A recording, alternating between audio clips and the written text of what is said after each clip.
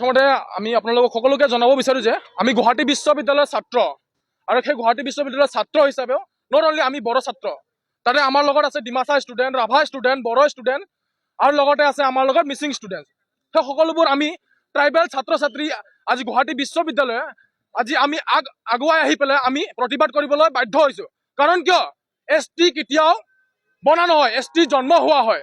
কাৰণ আমি আজি এই বিশ্ববিদ্যালয়ত ছাত্ৰ ছাত্ৰীসকলে ST সকলে যদি চিট পাইছে কাৰণ অকল পাইছে কাৰণ কিয় ST কটাৰ বাবে।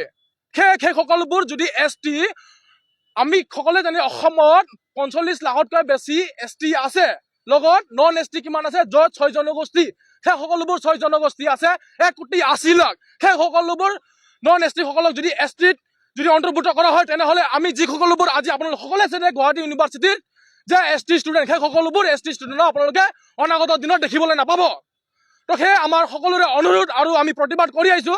যদিও আগন্তুক আহি থকা দিনত সেই 6 জনগোষ্ঠীক যদি জনজাতিকৰণ কৰা হয় তেনেহলে আমি এই নৱপ্ৰজন্মই কেতিয়াও ভাগৰা নাই আৰু ভাগৰি নাযাম আৰু আকৌ আমি প্ৰতিবাদ কৰিবলৈ আমি আগুৱাই আহিম। সেই আমাৰ চাকৰি, সেই আমাৰ মাটি, সেই আমাৰ ভেটি, সেই আমাৰ ৰাইজ, সেই সকলোবোৰ আমাৰ ধ্বংস হৈ যাব।